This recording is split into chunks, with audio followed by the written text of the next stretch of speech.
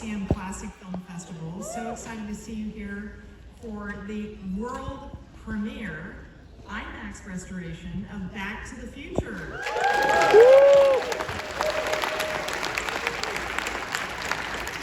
The screening is courtesy of Universal Pictures, and we are so grateful to present this show to you today.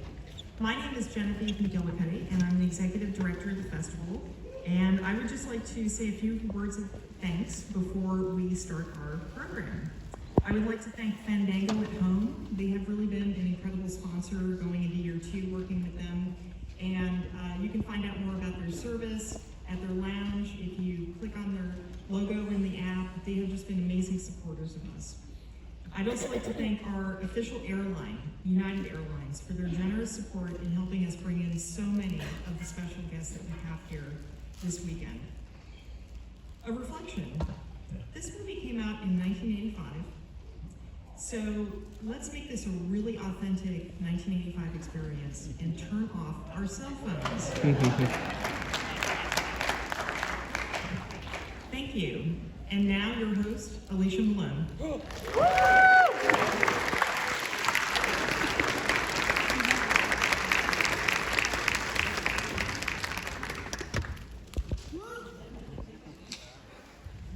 Great Scott! I can't believe it's been 40 years since Back to the Future was released in 1985, and I'm only 29. I've never seen it when I was a kid. Now, this is a classic time travel movie that was co-created and co-produced and co-written by Bob Gale and Robert Zemeckis, who also directed the film.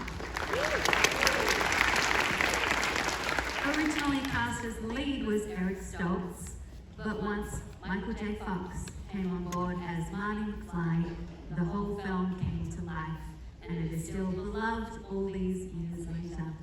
Marty McFly, of course, time travels from the 80s to the 50s and ends up meeting his parents.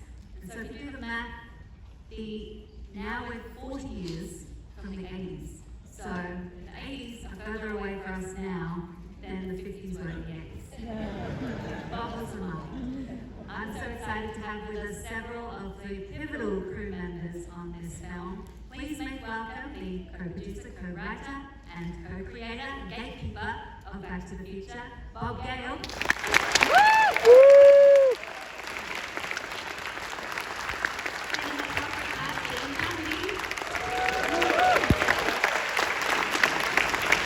Stunt coordinator and stunt double in this film for Michael J. Fox, Charlie Croughwell.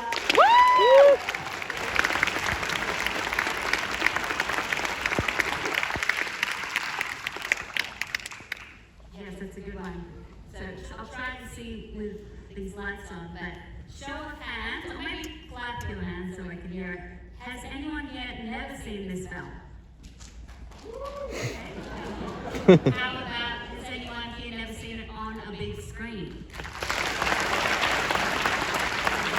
How about, who here has never seen the world premiere of the IMAX restoration?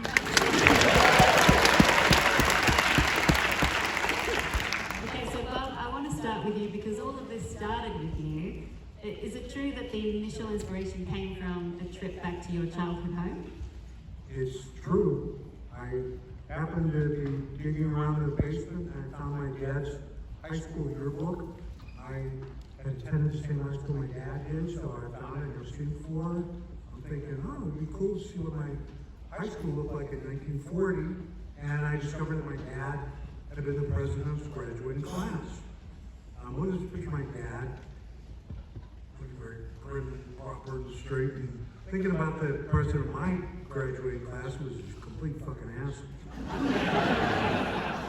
And I thought to myself, if I had gone to high school with my dad, would I have even been friends with him? And that is when the bolt of lightning struck, and I said, that's a movie. You've been friends with Robert Zemeckis since college, and you've worked really hard on this screenplay. I mean, this screenplay has been called one of the most tightly constructed screenplays in film history. I know producer Steven Spielberg likened it to Billy Wilder's script, one of his scripts, because of the fact that it is so tightly done. All the time travel makes sense, follows the rules. How long did it take you to write that script? And then it wasn't an easy yes for studios, was it? We started writing the script in fall of 1980. We had a first draft. This was for Columbia Pictures. We had a first draft in February of 1981. We spent 6 more weeks for a second draft. They rejected it. They gave it back to us to try to set up someplace else. We took it all over town. Rejection, rejection, rejection. Time travel movies don't make any money. True statement in the early 80s. Time travel movies didn't make any money. It's very nice, it's very sweet, and we're looking for launchier comedies. Why don't you guys take this to Disney? So finally, out of exasperation, we took it to Disney. This was the old Disney. And the executive we met with said, "Are you guys out of your mind? Do you think Disney's gonna make a movie about incest?" Finally, Bob Zemeckis made a movie called Romancing the Stone, which was a big hit, and everybody and his uncle wanted to be in business with Bob Zemeckis. And the movie that Bob wanted to make more than anything was Back to the Future. And our friend Steven Spielberg had always liked the script, so we thought, let's go to a real friend instead of one of these new fair weather friends that Bob has. Steven had just set up Amblin Entertainment, and Back to the Future was, in 1984, the very first Amblin Entertainment movie. And Romancing the Stone brings us to you, Dean, because you worked with Bob Zemeckis on Romancing the Stone, and then you came on board for Back to the Future. I mean, he is still a director that is constantly using technology to innovate, but also to tell a story. And for you as a cinematographer, on this film in particular, did you do things that you never had done before, or did you feel like you were able to play in a new toolbox? Well, I think that one of the things that's always intrigued me about cinematography and filmmaking is always taking the audience where they haven't been before, or at least doing it in a way that they haven't seen or figured out before. So, Back to the Future was an example of that. The story, the characters, everything was perfect and intriguing, but the presentation was the thing that intrigued me also. And it was one of the best scripts I had ever read, and it's still considered like that. Thank you, Bob. So I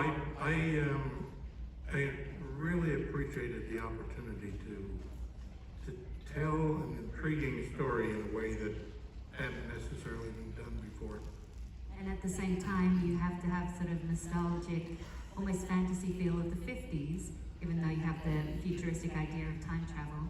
Did you look to any particular films you remember for inspiration on how the 50s might look different visually to the 80s? Because to me, it just feels so warm and inviting.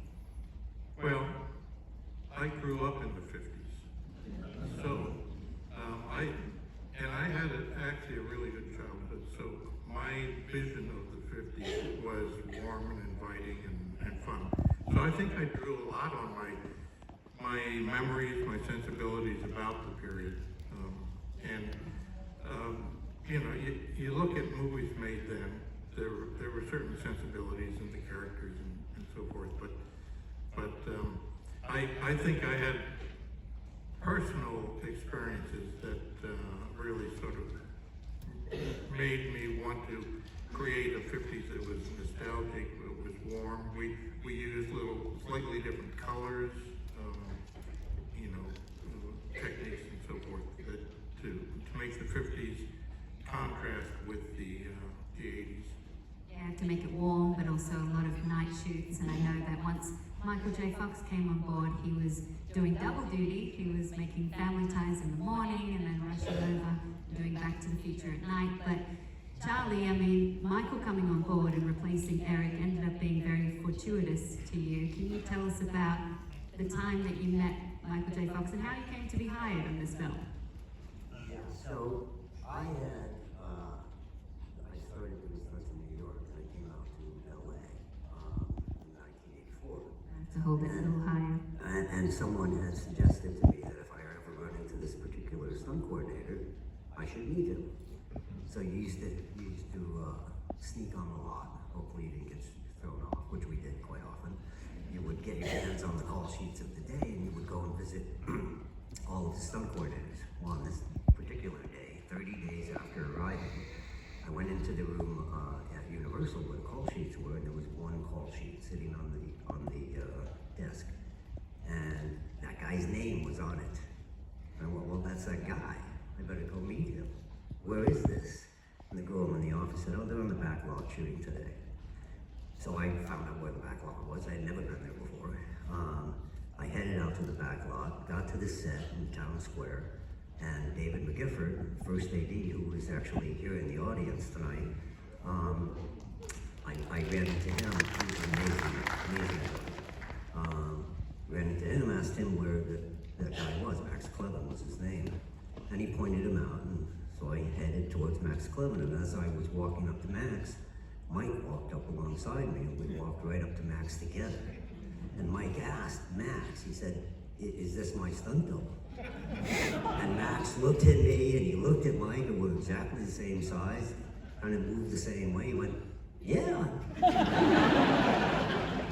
So then we said, well, nice to meet you, Mike. Mike went about his way, and Max leaned at me, he goes, you do stunts, right? I said, yes, sir, I do. And that's how I started with Mike, and we've been friends for 40 years, and to have been included tonight in this event with these two gentlemen is just phenomenal. I mean, like I've died and gone to heaven. And this has got to be a dream that I don't want to wake up from. The last 40 years have been just phenomenal, and all thanks to these guys. Well, let's not discount how hard you worked in this film.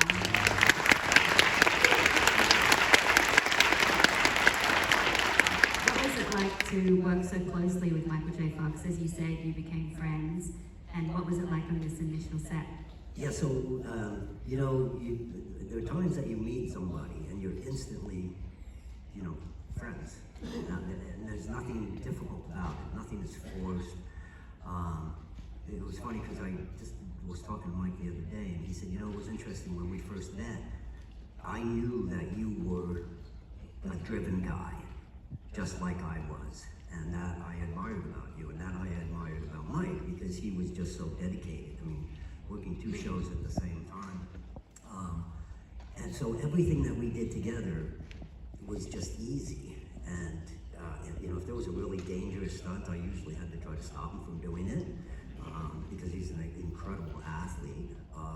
But it's always just been, I can go for a year without seeing him, and when we see each other again and we talk again, it's like, I just saw him this morning. So, just fantastic. And the cast and the crew, all of them on that, all of the Back to the Futures and other subsequent movies, it's all like a giant family still. Everybody's still friends, which is just phenomenal for me. And when I say I feel like I'm dreaming, I don't want to wake up, it really does feel that way. Well, Dean, we were talking about backstage just how light the set was. I mean, you're professional in getting your work done, but it sounds like you also had time for fun.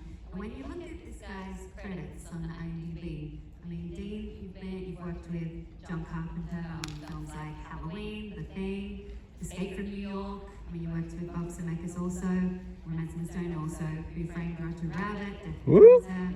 You worked with Spielberg on Hook and Jurassic Park. I mean, where does Back to the Future rank for you in terms of the experience you had on set?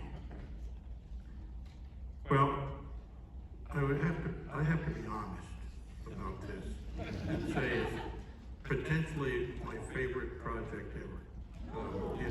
It was, it deserves that. It was a really pleasant situation, more than pleasant. It was a great script. The performances, Michael was so committed that he did 2 jobs. I had a great crew. Working with Bob Z was was, you know, a very collaborative kind of thing. And so I think the success, the fact that here we are, 40 years later, and everybody's still interested in it. I have read a couple of reviews recently that say the film is, you know, one of the best constructed, best executed in, you know, certainly recent history. And so for me, it's always been one of the most enjoyable life experiences ever. And Bob, I'm sure you could never have imagined you'd still be talking about this film when you were making it. This is a little cheesy question, but just go with me here. If you could time travel back to a moment on that set and somehow talk to yourself without ruining the space-time continuum, what would you say to yourself? Well, I often think about actually time traveling back to 1981 when Bob and I were struggling to try to figure out how the script was going to all work out and how we were going to solve some of these problems. And walking into the office and saying, hey, do you guys know what's going to be going on in 2025? They're going to have the IMAX version of this. There's going to be a Back to the Future Broadway musical. Universal's going to be doing this whole big thing about Back to the Future. And I know that young Bob's legacy, young Bob Gale, would look at this old guy sitting in front of you and say, oh man, what the hell have you been drinking? Still no hovercars though, I'm waiting for the hovercars. But So please join me in thanking Bob Gale, Steve Cundey,